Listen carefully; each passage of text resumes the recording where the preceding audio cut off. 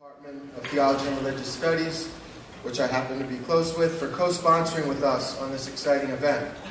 Founded in 2008, the Swig program in Jewish Studies and Social Justice is the first and only program formally linking Jewish studies with social justice in the world.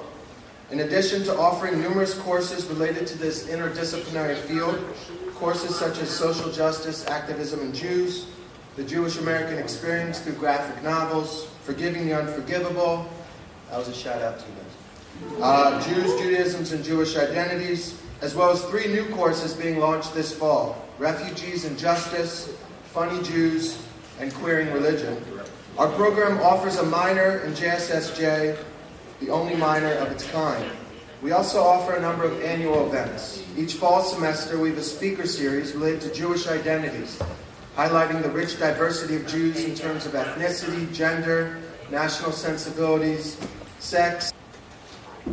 During this 3-part lecture series, we will hear from nationally renowned scholars about the history of Jewish-Christian relations in 3 distinct periods: the ancient period, a lecture called The Embarrassing Bible, Ancient Jews and Christians on the Disappointment of Scripture, by Dr. Eva Mrochek from UC Davis; the medieval period, The Importance of Household for Understanding Medieval Jewish-Christian Relations, by Dr. Dina Aronoff from GTU, UC Berkeley; and the contemporary lecture, A Gift for the Jewish People, the Yiddish New Testament and the 20th Century Mission to the Jews, delivered by Dr. Naomi Seidman, also from UCB and GTU. Last but not least, on Thursday, April 13th, the 8th Annual Social Justice Passover Seder will be led in partnership with Bend the Ark, the social justice organization that our lecturer tonight, Stosh Cotler, is the CEO of, and we'll learn more about, as well as acclaimed writer and poet Andrew Raymer, who will together lead us in a Seder journey focused on the imperative to treat all of those living in the United States, regardless of their documentation, with justice. Now let us begin tonight's program officially. In the first book of the Bible, Genesis, the human species is described as starting off with what we might very generously call starting off on the wrong foot. Adam and Eve's 2 children, Cain and Abel, Cain and Abel, have some sort of problem, which results in the older brother murdering the younger one. There are many interesting pieces of this narrative, but I'd like to touch on one. After Cain carries out this heinous act, God asks Cain about his brother's whereabouts. Cain impudently replies, "Am I my brother's keeper?" Now, from the modern-day vantage point, the character in the story named God, Adonai, Elohim, created the universe, including the planet Earth, just a few short chapters prior. Given God's ability to create existence as we know it, it seems highly plausible that God already knew Abel's whereabouts before asking Cain where he was. Thus, God's question, "Where's your brother?" was rhetorical. And Cain's response, "Am I my brother's keeper?" was also rhetorical. And we answer with a resounding yes. The question of whether or not each one of us is responsible to our fellow human is not a mere theoretical question. It plays out in each of our lives every day of the year. The person living on the San Francisco street asking for assistance, we all too often pretend not to notice. The stories we read in the daily paper or see on Facebook and other forms of social media about unjust things happening in our city, our state, our country, or somewhere else entirely. All these instances of injustice are interconnected. All these daily occurrences are undergirded by the idea of intersectionality, the notion that all forms of oppression, all forms of destruction are interconnected. Judging a sister by the color of her skin is akin to judging a brother by his sexual orientation. Mistreating a woman because of her ethnicity is akin to mistreating a brother because of his nationality. Yet intersectionality is not just about how all forms of justice and injustice are interrelated, how the structures of oppression of one group are linked to the oppression of another group. It's also about how the only way to move things forward is to consider one another as integral pieces of the puzzle. Whether a student or professor, activist or organizer, 20-something or 80-something, all of us have the role to play in taking responsibility for improving our world, for working to transform the what it is into what can be.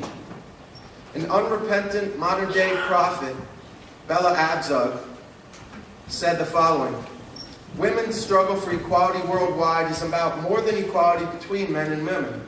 Our struggle is about reversing the trends of social, economic, political, and ecological crisis, a global nervous breakdown. Our struggle is about creating sustainable lives and attainable dreams. And never forget, we women are half the human race. With this in mind, it's my pleasure to introduce you tonight to Stosh Cotler, who will be delivering our 7th annual Social Justice Lecture. Our previous lectures have been delivered by Peter Geffen, Ronit Avni, Rabbi Amy Eilberg, Rabbi Anat Hoffman, Rabbi Andrew Sachs, and Dr. Chen Alon. Stosh Cotler is one of the most important voices in the Jewish community today. As CEO of Bend the Ark, the leading progressive Jewish organization, working to make this nation one which honors the dignity of all communities, she's currently at the forefront of advancing civil and human rights in the United States. With more than 25 years of leadership experience as an educator, trainer, and organizer within social and economic justice movements, Cotler has worked on such issues as domestic workers' rights, gender-based violence prevention, immigration reform, marriage equality, voting rights, and on, both expanding social awareness of the inequity of those living on the margins and implementing social change to transform communities into their potential.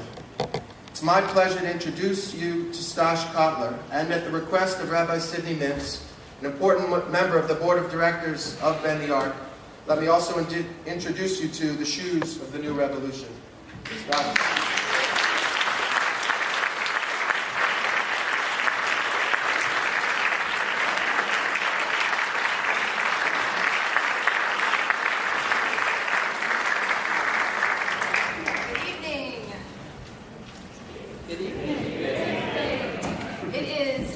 Incredible honor to be here. Thank you so much, Aaron, for that introduction. And first, I just want to reiterate, Bend the Ark is a national Jewish organization focusing on the most consequential, basic civil and human rights issues happening in our country: racial justice, economic inequality, LGBT rights, immigration reform. We are truly working to save the progressive soul of the American Jewish community, and we're going to be able to tell you more about that after the lecture, and it is just an incredible gift to be with you tonight. I want to say first, I came up as an organizer, and so I've done one-to-ones, I've facilitated group meetings, I've spoken publicly many times, I've spoken at synagogues. I have never before tonight given a lecture. So tonight will be the first. A little Shechianu might be in order. And I'm pleased that tonight the topic and the title of this lecture is A Practice of Everyday Revolution, Reclaiming Jewish Communal Purpose in the Age of Trump. There's a story from Vilna Ghetto about the hidden power of our tradition. The story takes place in World War II as the Nazis assumed power over all of Europe. Vilna had been a cultural capital and was home to a famous printing press that printed important editions of holy and ancient Jewish texts. Now, like many of the ghettos, it was also home to Jewish resistance. The story goes that resistance fighters had to resort to melting down the lead Hebrew letters of the printing press to make the bullets they needed to fight the Nazis and to survive. It's an apocryphal story. It most likely never took place. But it's immortalized in a poem by Avram Sutzkever. I hope I have pronounced that name correctly. And the poem is as follows. Letter by melting letter the lead, liquefied bullets, gleamed with thoughts, a verse from Babylon, a verse from Poland, seething, flowing into the one mold, now must Jewish grit, long concealed in words, detonate the world in a shot. Like many stories from this time in our history, the tale is a mix of starkly terrifying and deeply inspiring, and it teaches us something. It teaches us that even in the bleakest of times, our words and our wisdom can serve as the substance of our survival, that they can be tools of the resistance, And we can even melt this story itself down, repurpose it like the lead from the printing press, take its embedded insight and form it into something new, something needed to face our current reality and rebuild our future. This is what I want to talk about this evening. The many, many ways in which our tradition is and can be revolutionary. The ways that we, as Jews, can and truly must draw on our prophetic inheritance and put it to work right now. The interpretation of our texts, traditions, practices, codes, cultures, and identity are widely debated. For every rabbi who pulls a verse from Torah to elevate notions of social justice, there is another rabbi who can counterpoint with a different verse, amplifying a worldview that is anything but just. I would contend, however, surprise, surprise, Stosh Cotler, been here, that Jewishness and Jewish identity, Jewish practice, Jewish wisdom has a subversive, even radical orientation that lives within the fabric of our holiest teachings and consequently lives in our people's spiritual DNA. I believe that the very experience of being Jewish and doing Jewish in 2017 is, at its heart, a practice of everyday revolution. We are living in an unprecedented and historic moment in America, a moment when minority communities are under attack from the most powerful voices in the land and the same powerful voices that are sworn to protect them. At a moment when anti-Semitism has moved aggressively out of the shadows and Jewish reporters and activists have been threatened with insult, injury, and death. A moment when the progress many of you in this audience fought to win and others of us have benefited from our entire lives, such as women's reproductive health and autonomy, that progress is now at risk. These rollbacks are egregious, and they deserve our full and unabiding attention. Yet, what makes this moment unprecedented isn't the conservative nature of these attacks on the civil rights of communities of color, immigrant communities, Muslim communities, Jewish communities, communities of people with disabilities, and women. We've always lived in a country whose origins are inextricably linked to our current moment, to violence that has never been acknowledged, let alone healed. Whether we consider the founding violence to indigenous nations and Native Americans, or the devastation of slavery and unending Jim Crow. Those histories and so many others continue to shape our national identity, our collective American story, and all notions of freedom, prosperity, and human dignity. What is altogether different are the serious challenges to our democracy itself. We just went through the first presidential election since the Civil Rights era without the full protections of the Voting Rights Act, which resulted in 868 polling places closed in states that were previously subject to federal oversight, a crystal clear case of voter suppression. We now have our elected officials promoting alternative facts and outright lying on a daily basis. We are seeing the vilification of our free press. There are government servants who attended conferences related to climate change who have been put on lists. There was an attempt to unlawfully use the executive branch to ban Muslims from entering the United States. And of course, this goes on and on, hour by hour, day by day. We have an administration that is quickly consolidating power into a very small and quite unorthodox configuration while creating confusion and conflict between branches of government, between citizens and the government, and between our government and the wider world. It is my opinion that these are all tests. We are all being tested. We are being tested to see if we notice how quickly our rights are being eroded. We are being tested to see how strongly we will resist. We are being tested to see how long it will take to wear us down. They are testing to see how much and how quickly they can shift the ground under our feet and remove the features of our democracy that we rely on for due process, checks and balances, and the retention of our basic civil liberties and constitutional rights. This is not normal. And this is not partisan. Democrats, Republicans, independents, Greens, libertarians, all of us should be concerned. We cannot afford to respond in ordinary ways. We cannot live with the cost and the consequences of silence. In this historic moment in America, we need to access and embrace the values and practices of our Jewish tradition that I believe are designed for survival, are designed to speak truth to power, are designed to be a moral light in the wilderness. This is the time for Jews to unleash our revolutionary tradition. I'm going to explore this idea from 4 perspectives tonight.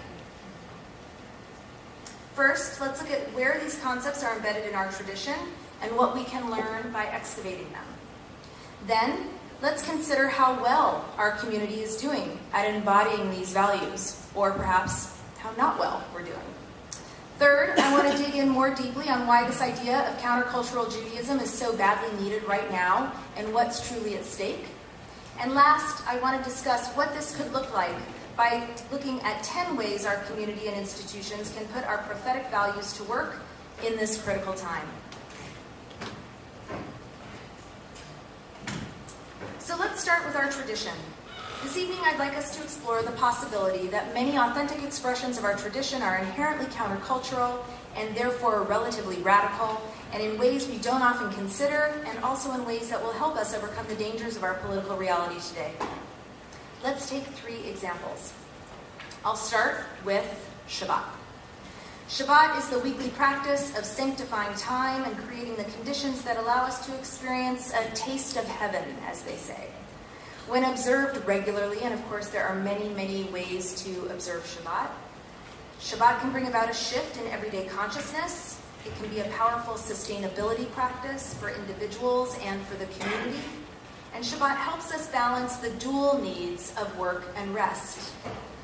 This is a brilliant concept in general, but think about how game-changing it must have been to assert, years and years ago, that slaves and animals, in addition to the wealthy and owning class, had a sacred right to a day of rest. In today's terms, that would be as extreme as extending a guaranteed day off to all service workers. No operating bus or subway access, no police available for non-life-threatening situations, no domestic workers to care for our children or elderly family members. It would present many of us with a new set of inconveniences. And more incredible is that it would assert the equal value of the people doing those absolutely critical jobs.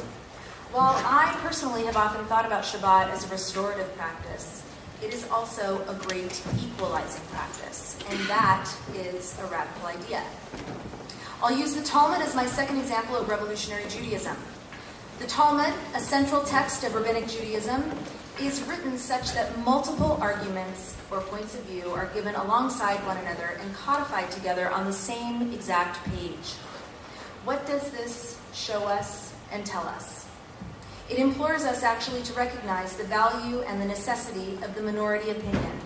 And it allows the future reader to remember the minority view when grappling with current challenges.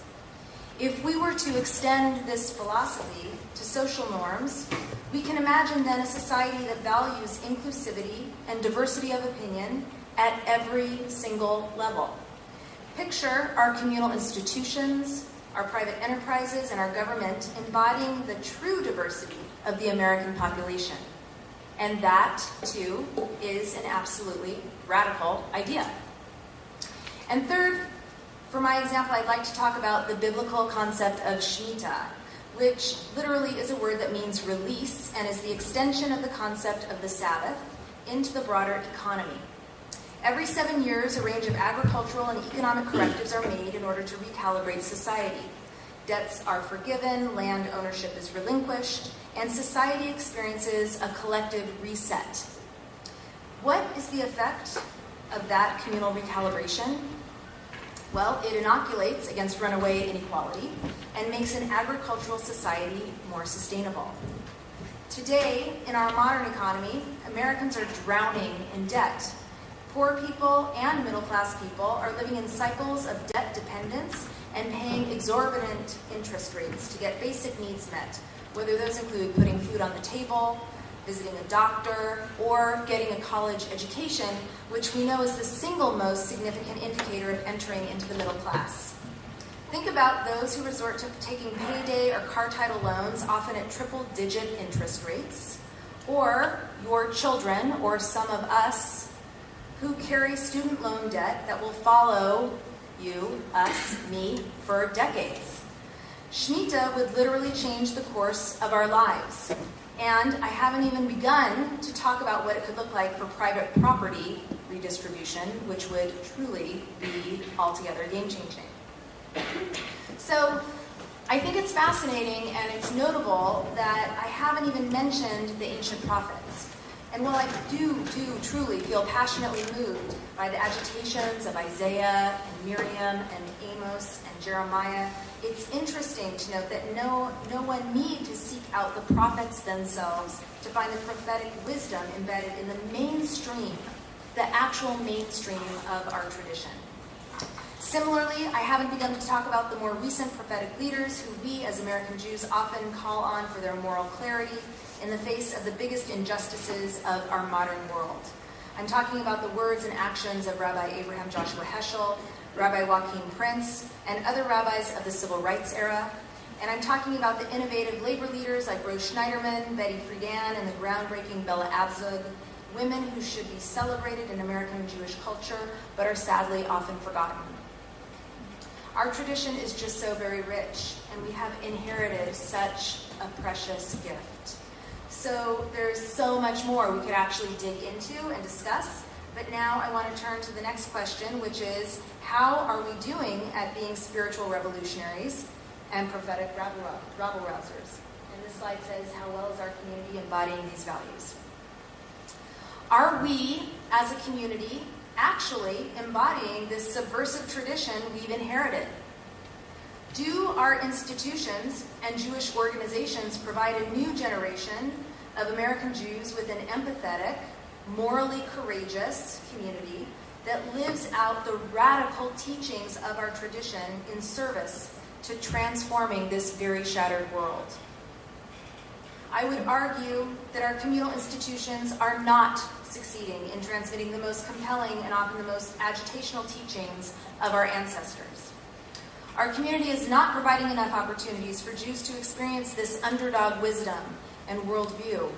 And I believe that this is in part, actually, I believe it's much of the reason that too many younger Jews and even some older Jews are staying away from Jewish institutional life. We know that American Jews continue to hold solidly progressive views on the most pressing social issues of our nation, from the systemic erosion of our democracy, to economic inequality, to mass incarceration, to the full LGBTQ rights, and on and on. I don't believe we see this set of issues reflected enough in our communal agenda. For example, when an elected official is taking meetings with the Jewish community, I put that in quotes for those of you listening on radio, taking meetings with the, quote, Jewish community, and asks what the Jewish community cares about and wants to talk about, how often is that elected official met by their Jewish constituents who respond, fighting for racial justice is a top priority for our community. I'd like to hear your platform on racial equality for our city. What is it? We know that 81% of American Jews favor higher tax rates for the top income earners because we know this will help preserve our precious safety net programs. While several communal institutions do an absolutely incredible job of providing social safety net services and even advocating for social safety net services in DC, they end up being silent on actual issues of taxation, the very revenue source that supports these programs. We know that a majority, 56% of American Jews, say that working for justice and equality is the essence of what it means to be Jewish. I would challenge us to look through the budgets, the programming, and advocacy of our communal institutions to see if 56% of their efforts contribute to working for justice and equality. They don't. And I would ask us, why not?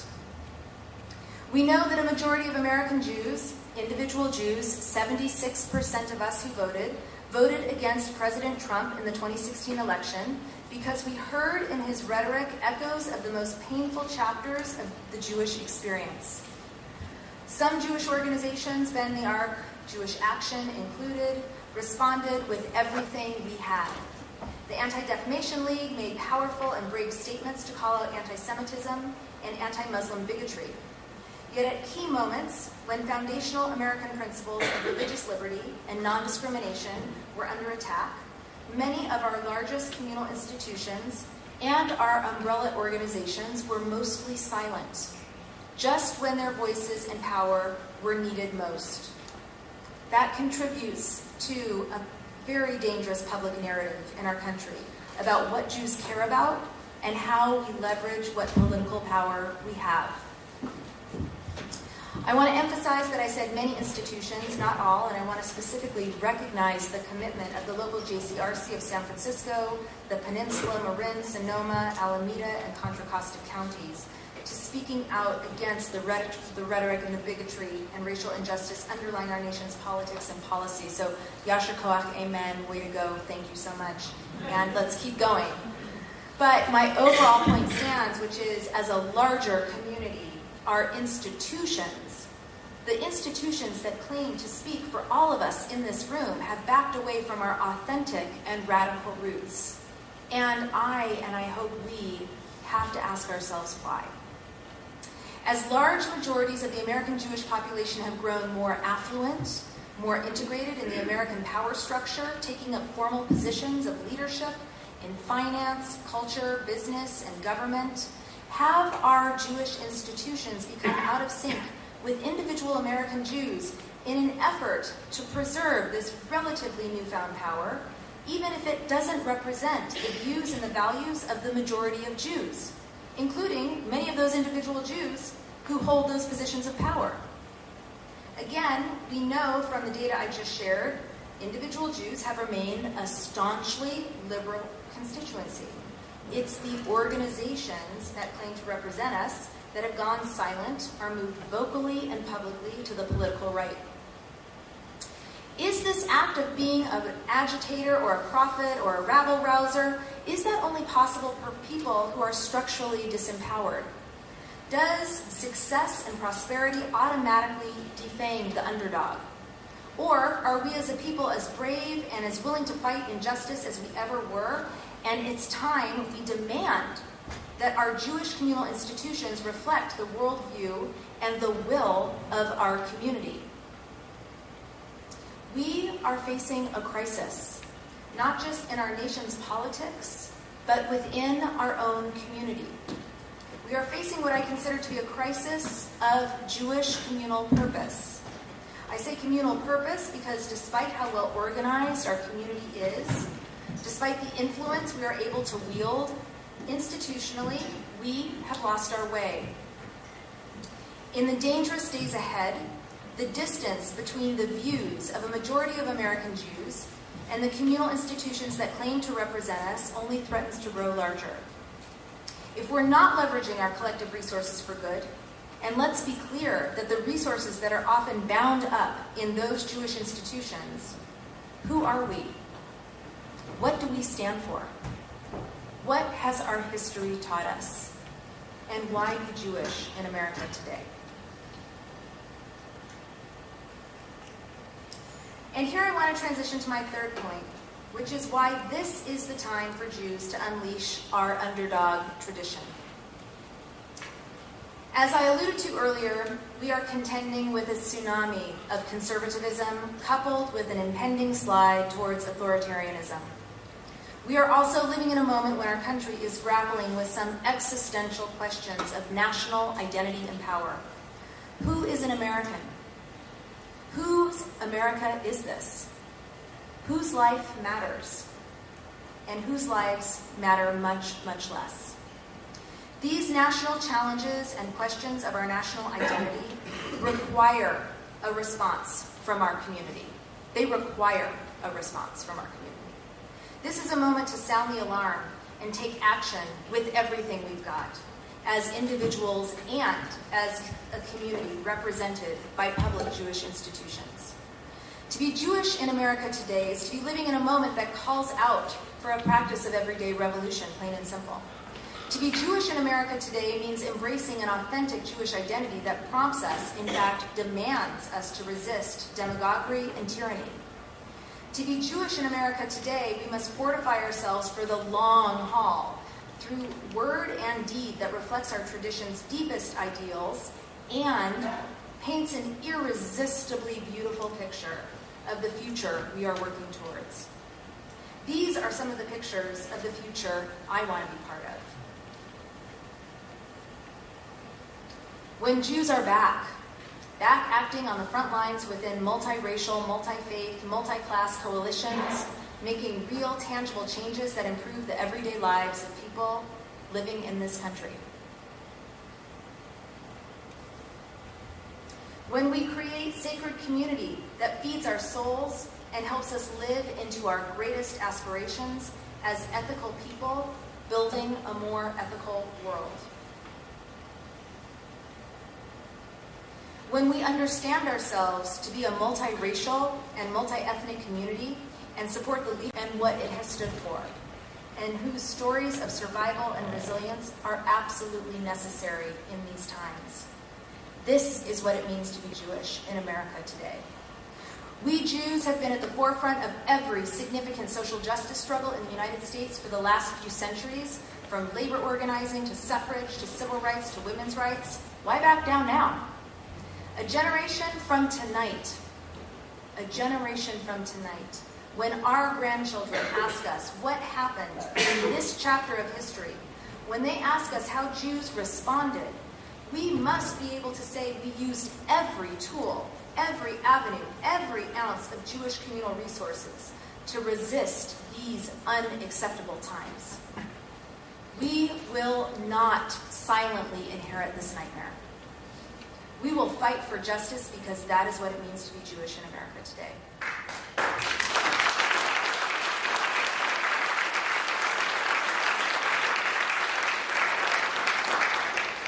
I want to move into the final part of my talk this evening, and I want to share with you what my vision for our Jewish community is in this moment and into the 21st century. I have a vision that we as a Jewish people will boldly face this new reality and mount the all-hands-on-deck response that is called for. That we will mobilize in the streets and speak truth in the halls of power. That we will give our time, our money, our hearts to resisting the tyranny that threatens. To accomplish this, at Bend the Ark, we've proposed the following framework. I'll read these out loud for those of you that are listening on the radio. All Jews, first, so there's 10 options. We like to have options. On your way in. Okay, so we have 10 of them. 1, that all Jews and all Jewish organizations have roles to play. That's an assertion that we have. Number 2, that we need to amplify the voices of prophetic vision and moral courage. Number 3, speak truth about what we're seeing by calling out the dangers of undiscerning nationalism and the rise of a new kind of fascism. Number 4, deepen relationships and join broad coalitions with the most vulnerable members of society currently facing the most frontline consequences beyond the front lines of hatred and bigotry. Number 5, expose and dismantle white supremacy. Number 6, use inside and outside power. Number 7, be prepared and willing to escalate. Number 8, find new ways to work together across our communal divides. Number 9, help Jews take action as Jews. And number 10, put Jewish financial resources to work towards building the future we want. So let me explain what I mean by each of these steps. The first, all Jews and all Jewish organizations have roles to play. We must each determine what our greatest contribution can be towards achieving a vision of our country and our world that upholds the Jewish values of equity, justice, and human dignity. Jewish organizations that tend to avoid what I'm going to put again in quotes, politics, for fear of alienating members or donors, which is most often, if we're being truthful, the case, must consider the cost and the consequences of silence. From sermons in the Bima to advocacy on policy issues to in our homes and schools, teaching our children about empathy, diversity, and inclusion, to ensuring our Jewish communal organizations continue to fight for programs like SNAP and Medicare, to synagogues joining other houses of worship, providing sanctuary. There is a role for every Jew and every type of Jewish organization. Number 2, amplify the voices of prophetic vision and moral courage. This happens to be Rabbi Sidney Mintz with the shofar phone, calling out for justice as she does. So this is a big one, though. Jewish teaching and Jewish spiritual guidance can fortify us, they can nourish us, sustain us for the long haul. Rabbis, Jewish practitioners, spiritual practitioners of all forms, historians, healers, can offer emotional and intellectual sustenance through teachings, gatherings, ritual, and wider-reaching mediums like things like webinars. Taking these steps will build up individual and communal spiritual resilience practices. Additionally, when we emphasize values-based solutions rooted in moral courage, we can open hearts and minds and build bridges. Number 3, speak truth about what we're seeing by calling out the dangers of undiscerning nationalism and the rise of hate crime. When Bend the Arc Jewish Action began mobilizing our community to these dangers, we called our campaign, "We've Seen This Before." Because as Jews, the truth about what we're seeing is all too familiar with the most painful chapters of our history. The scapegoating of immigrants, the demonization of religious minorities, the intimidation of the media, the threats of mob violence and state violence, and the flagrant disregard for the truth. We know these signs point to the possible erosion of our fundamental civil liberties and democratic society. For the safety and well-being of our neighbors and our own community, we will add our voices and take action at the earliest signs, which is now, of the curtailing of civil liberties and freedoms, like Bend the Arc did in our multi-faith petition to get President Obama to dismantle the Muslim registry before leaving office. We will call on activists, lawyers, and other vested parties to join large-scale national and local efforts to prevent the erosion of constitutional and civil liberties. And this is so important, we implore our Jewish community to resist any attempts to pit, again, in quotes, Jewish interests against the rights and liberties of others, or trade the rights and civil liberties of others for the promise of Jewish security and safety.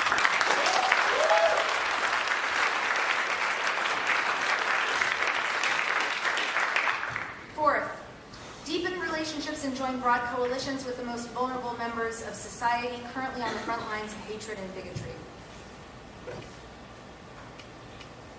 Hate crimes are rising. Communities of color, immigrant communities, Muslim communities, and other religious minorities who have already been living in fear and danger and violence are likely to experience increased violence in the Trump era. It's happening already, we know this. The Jewish community must honestly assess the depth of relationship, or the lack thereof, with non-Jewish people of color, immigrants, and Muslim communities. Only then can we establish and cultivate relationships with these frontline communities to learn more about one another and to demonstrate mutual support. By joining local and national efforts to build authentic relationships with multiracial, multi-class, and multi-faith communities and coalitions, we will demonstrate that fear cannot and will not divide us.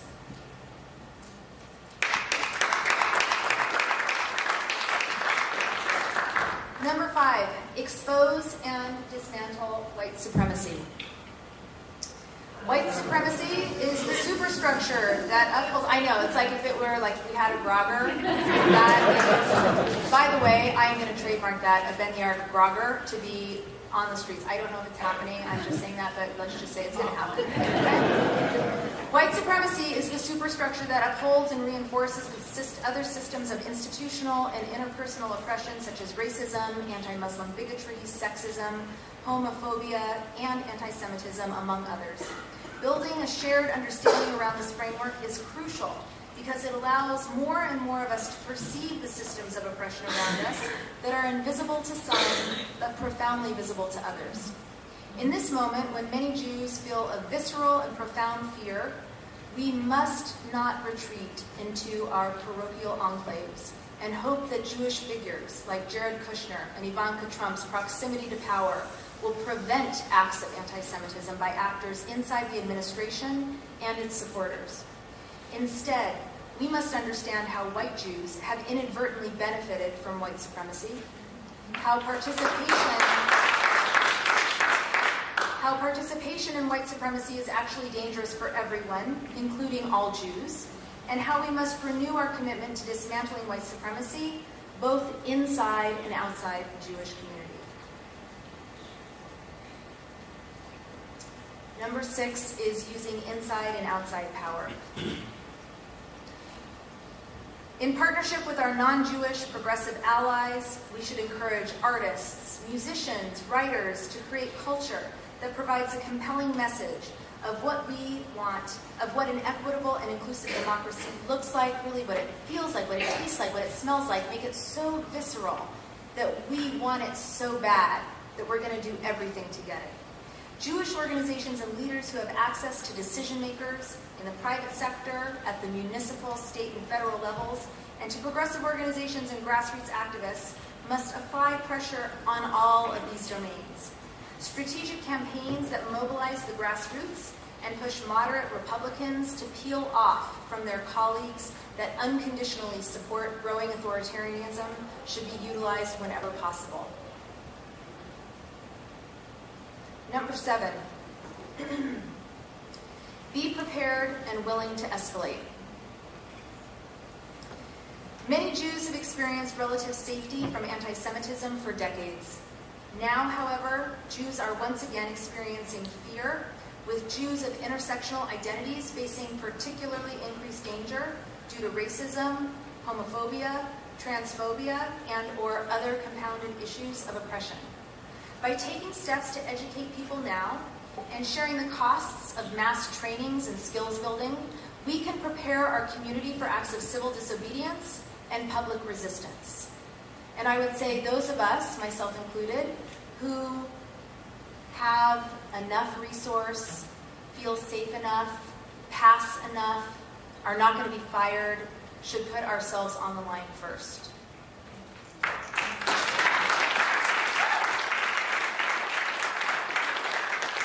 Number 8, find ways to work together across our communal divides. In working to protect the civil rights and liberties of vulnerable communities, including our own, we must put aside the litmus tests that have previously divided our Jewish community and act with unity and conviction in areas of alignment. We must understand this is an urgent moment that requires all of us to participate fully. Communities, non-Jewish communities who are currently in danger, cannot afford our internal infighting and do not benefit from our internal divisions. Number 9, help Jews take action as Jews. Like many organizations that have been active in the Jewish social justice space, Then the Ark is seeing a significant influx of Jews across the country who want to take meaningful action in cooperation with others, and other Jews in particular. It's imperative that we maximize this opportunity to demonstrate to the next generation of Jews coming up that engaging in social justice work and political advocacy can and should be a fundamental feature of their Jewish identity. We must demonstrate the liberal values we uphold are also Jewish values, and that acting in the public square as a Jew is meaningful and so critically important at this time. And finally, number 10, put Jewish financial resources to work towards building the future we want. We are a philanthropically generous community with a history of funding people, organizations, and movements that have dramatically improved the lives of others. Jewish philanthropists can leverage their relationships and make the case for investing in a new vision for our country with directly impacted communities leading the way. Jewish business owners and private sector entrepreneurs can promote radical values-based economic approaches, such as a triple bottom line that measures not just financial impact, but positive social and environmental impact as well. These are not new ideas by any means, but they are so necessary. So, just imagine if we embraced this call to action. Imagine if every Jew and every Jewish organization did something from this list. Imagine if this were our expression of Jewish communal purpose. Wouldn't that be truly galvanizing and be something you'd want to be part of?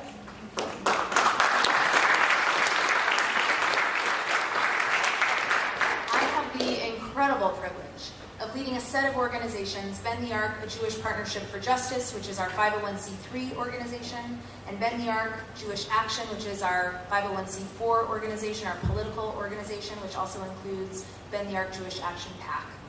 A year before the election, when a long-shot candidate for president said we should register all Muslims to a list, we felt compelled to speak out. And we launched a year-long grassroots mobilization of the Jewish community against the threats of this election. And we have seen a response from our community, the likes of which we have never seen before. In the last year, 75,000 people have taken action with us to respond to the gravity of this moment. Since November, we have grown our base exponentially. I was just telling Rabbi Sidney that we've actually grown from having a list of under 20,000 to now having a list of people who are connected to us almost at 90,000 and 85,000 plus.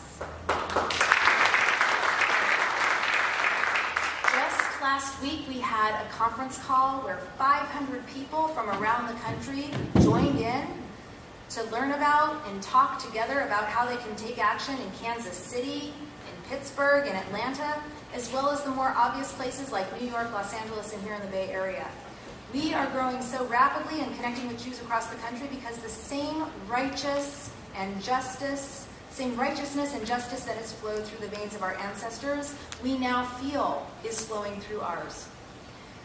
This is the moment for us as a community to reignite our commitment to communal risk, to communal courage, to communal solidarity.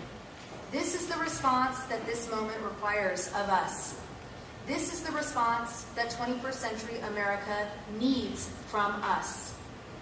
There are 1,435 days left until the next presidential inauguration. Let's make each day one of sacred revolution. Our tradition demands it.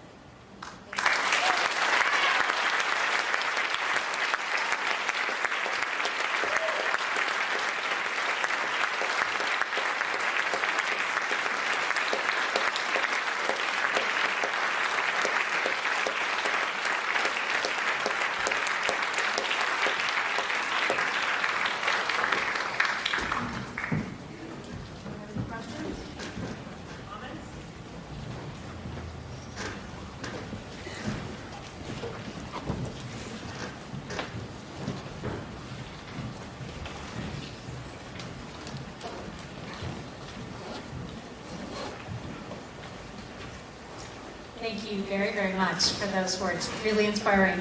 So I have a question for ordinary apathetic Jews. A lot of the ideas you had are phenomenal, and they require a couple of things. One is actually meeting potentially people we don't know. And it also requires standing up, which is not something, or speaking up, which is not what many people, and I put myself in that list, are inclined to do all the time. So the question I would have is, if you could give us one spark, for not all the people in this room, but all the people who aren't in this room, what would you give us to use to inspire getting up and reaching out when it's not necessarily comfortable or expected or easy? It's a great question. I mean, part of me actually just wants to ask you that question back. So what would it take for you to feel that spark and to feel that whatever would help you take that step? What would you do? Well, I think this maybe is why we're all here. Yeah. I think more than anything else, I need other people. Now, I have to take the action myself, but I have to tell you, having my husband putting this on my text and on my email saying, are we going? We're going. Aren't we going? We're going, right? Made a difference to being here. And I think the act of standing up and seeing other people stand too makes a huge difference. Yeah, thank you. I'm so glad that you answered that, and I'm so glad that you asked that question, because I think that, well, first of all, you know, one of the things that I think is happening right now is that we're in this moment where for Jews, there's a new sense of urgency and a different feeling about how active and participatory we can and should be in this political moment. And I know for myself and for others that one of the things that is helpful in tapping into that deep motivation for action, it's different for every person, but I think we can just ask ourselves the question too of what truly is at stake and get really, really clear about what's at stake. And then the other piece that I just want to offer, because this is for people I think who are perhaps wondering about how to take that first step, and for those of us that have actually been in this for a long time and want to know how can we sustain ourselves in this work. And I would very much love for us as a community to create more opportunities to be in relationship as you described, to be in community and have action, have doing Jewish be a practice that we cultivate every single day, that we form the bonds and the kinds of conversations with one another and make it such that we think about this as a spiritual, if that's helpful for you, language practice, as just like an exercise practice, as anything that we do that we repeat over and over and over again to ingrain it into us so much that it becomes our default mode. And that, I think, is something that we can continue to think about in new ways as a community to develop that community of practice around resistance. Question down here on the right. Hi. Hey, Stosh. It's Hi. Allie Cannon. I know you from Hi. Cella. Hi. Another amazing program of the Arc. So I'm trying to just pause, and I want to ask this question in a mindful way so I don't come off in a way that maybe could sound blaming. But I'm someone who has had a career in education and come from a family of educators. My wife's an Oakland Unified principal. And I guess kind of referencing what you said about our retreat into our parochial enclaves, I'm really challenged by some of my peers who send their kids to private schools. And I feel like, to the extent that those of us who are middle class have that option, I'm curious to hear either your position or Ben the Ark's position on what it means to value our public education system. Because when we have Betty DeVos just got approved, we're going to see our educational system crumble in some significant ways in the years ahead. And our most disenfranchised students, who are many of whom, for those of you who don't know, kids are already, not just in other states in the South, but they're afraid to come to school here in the Bay Area. Muslim kids aren't going to school. Undocumented immigrant kids aren't going to school already. My brother and sister-in-law teach in Watsonville, where literally over winter break, kids did not return to school because they're undocumented and because they were afraid their families were going to get deported. So that is what is happening in the public schools. So for me, I think one idea is how can we get, for example, how can I support my friends who spend $25,000 or more to have their kids go to private school, give an equivalent amount of money to the public system of education that supports so many disenfranchised kids at all of the margins that are under attack. So I just really want to hear you speak more of that, because I feel like sometimes the lens and the focus on education that affects everyone isn't necessarily always part of the political conversation and on actions. And I feel like kids need more caring adults. If you're not volunteering at a school, kids desperately need caring adults. That's something I can testify to. I'm happy to have a conversation. So just anything that you have to say about the education system and how to show up in that collaborative work around equity and inclusion. Yeah. Thank you. So Ben the Ark at this point does not have a history of working on issues of public education or education as an issue area. That said, we know that so many of us and so many of our family members came into greater economic prosperity because they had the benefit of a great public education. And they had good schools, safe schools, quality content. And so I think the thing that I want to say is that I believe our country depends on having a strong and effective public school system, and that school system needs to be accessible to all students so that some students aren't feeling uncomfortable to attend, and that it's also a place where people can actually expect to get an excellent education.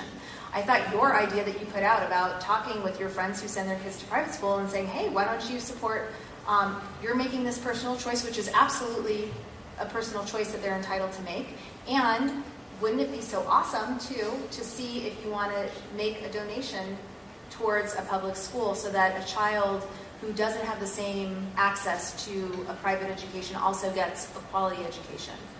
I think the piece that feels, I think that the thing that I want to say about the public and private school piece, especially in this moment, is I think in this time, we just so much need one another.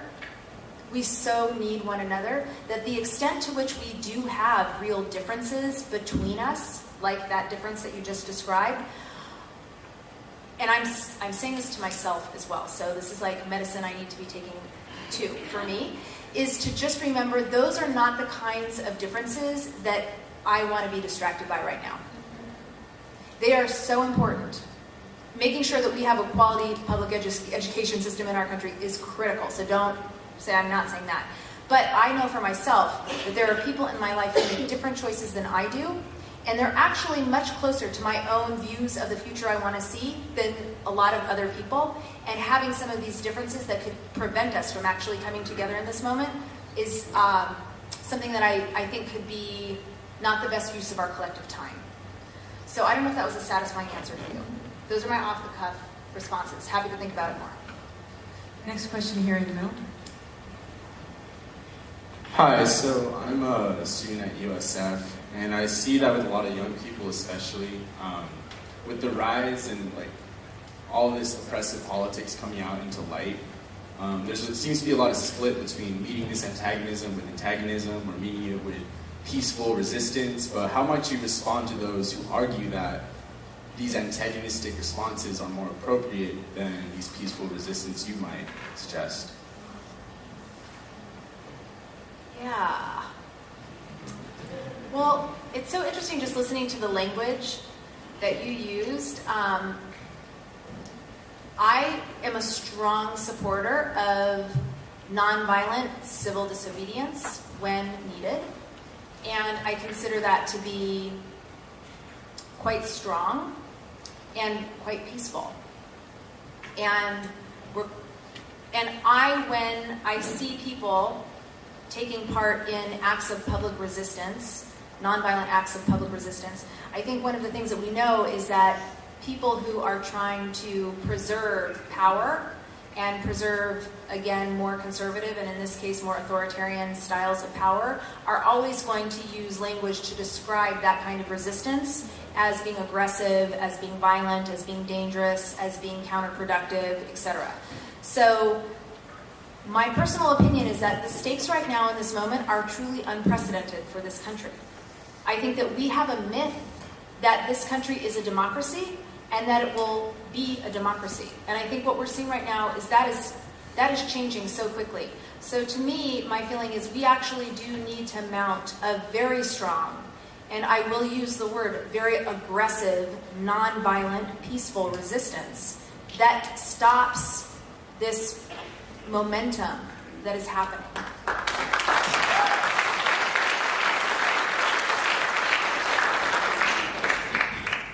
Question down here in the center.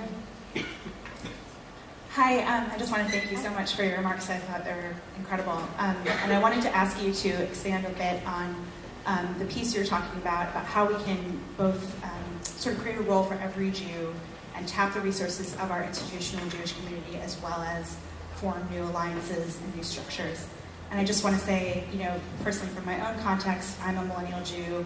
I'm not connected to many parts of institutional Judaism. I am part of Ben the Ark, but more than that, I've just never been a member of a synagogue, but I'm very ready to be an activist with Jewish and non-Jewish friends in other sort of ways and structures that I'm part of.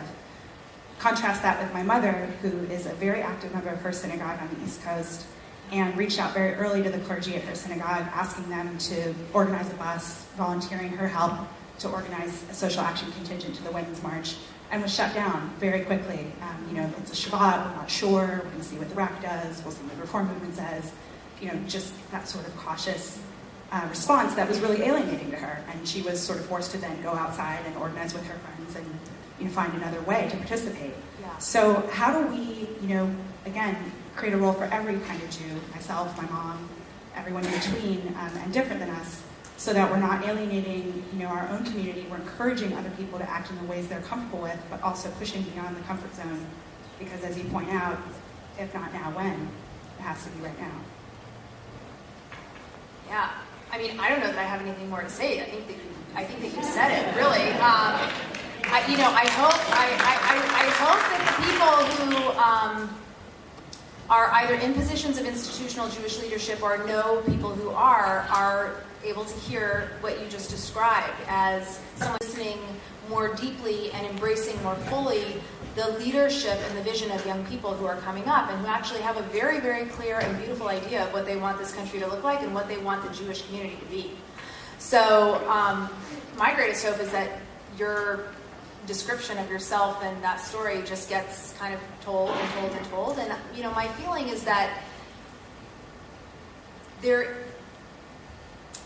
is that we have a Jewish communal infrastructure that was created at a time in Jewish history in this country when Jews had a radically different experience than many of us have right now or have had over several decades. And so it makes sense that these institutions were formed in the way that they were, they served the purpose that they did, and that they have, in my opinion, they're large, they're bureaucratic, and they're just struggling, I think, at this moment to find how they are going to maintain relevance in 21st century United States life.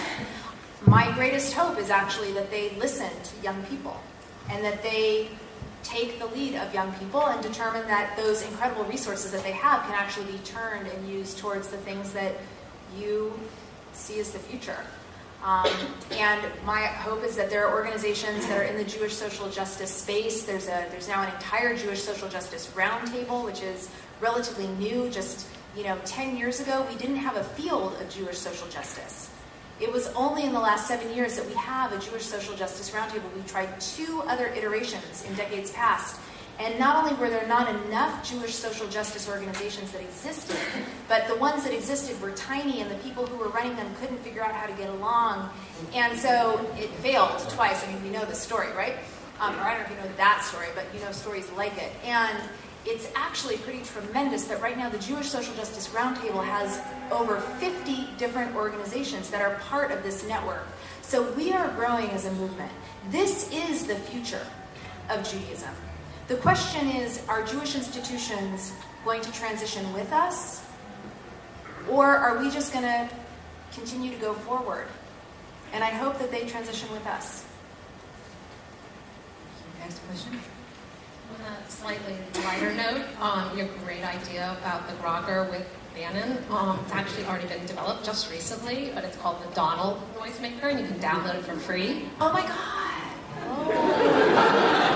It has all different quotes in it. You can take your choice. Wait, is it a grogger? It's a grogger.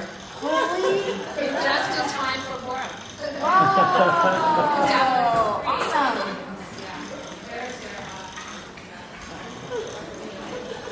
Excellent. Next question is here in the center. Hi. So thank you for sharing your thoughtful and thought-provoking vision.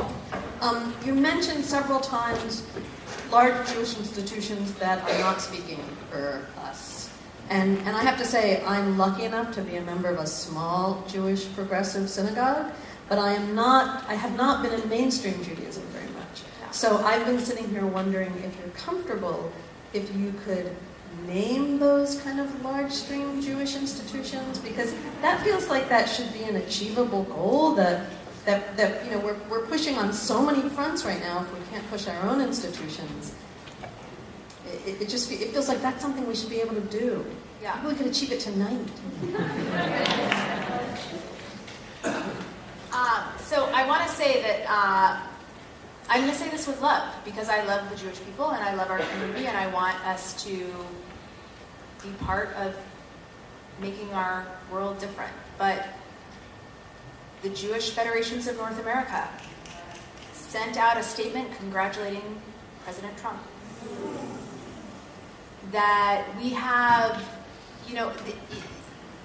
there are lists, but there are a number of federations that have actually made positive comments about the administration. There are organizations that are inviting people like Jared Kushner to speak, like the JCPA is inviting Jared Kushner to speak at their event in 2 weeks. I don't know if he's going to say yes or not. This is the reason I'm actually saying who these organizations are, is because they need to hear from our community that this is unacceptable. They need to know that this is actually, again, this is not about politics, everyday politics. It's not about Democrats, it's not about Republicans. This is about fascism. And this is about our survival. So, I don't want to, you can go, there are ways that you can get this information to find out if you Google what Jewish organizations and statements. There's actually a list. Susan, do you happen to know there is a link and a list of the roundup of Jewish organizations? I don't know what it is, but if anyone is interested, if you contact Ben the Ark, we can get you the link to the roundup. But let's just say it is not pretty. Let's just say that I feel very sad about how our community has responded institutionally to this moment. But I also want to say that, thank God, we still have time to catch up and actually turn it around. So that's what we can do. Hey, Stosh Cotler. Hi. How's it going, Mike Rothman? Hi. The light is coming down. I can only see part of your face. I know, that's why you said my name. So, I want to come to you from the other direction of what you just said. And thank God for you and for Ben the Ark for calling people out the way they need to be called out. So I just went through a job search, and I had to be really clear with congregations where I was interviewing about who I was. And I decided in this moment, inspired partly by you, I was going to do that. I was told really clearly by one congregation, we're not picking you as our rabbi because we don't like your political agenda. I was like, great, thank God you're clear about it. The position I'm moving into, they feel differently for the most part. There's a couple of voices who don't feel that way, and I'm starting to feel that little gnawing fear, and that, oh my goodness, these people pay my salary, and should I rein it in a little bit? My good friends at Ben the Ark, how are you helping the people who want to come from the other side and say, I'm going to take this risk? Are there resources? Are there things you're giving that we can give out to congregational boards? Are there networks of people that can meet, secretly and talk about how we're secretly plotting the overthrow of the organized Jewish world to stop Jewish groups? Are you going to come? Are we working together? Are you helping us? Are you standing with the rabbis and the executive directors, the people who are trying to do this? What you're saying we should do? Yeah, that's a great question. Great question. Thank you.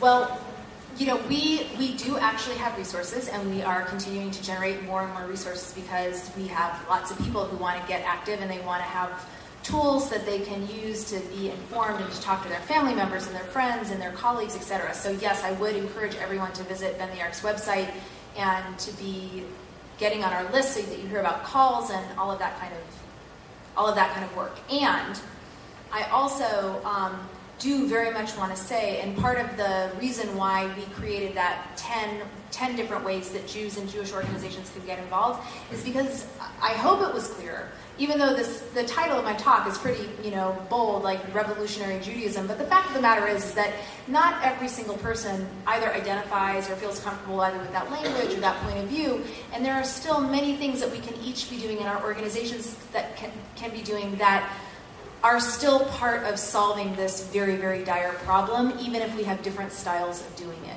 And I do think it is important that we look at the full ecosystem of the Jewish community and we understand that we are not trying to create 10,000 Venn arcs.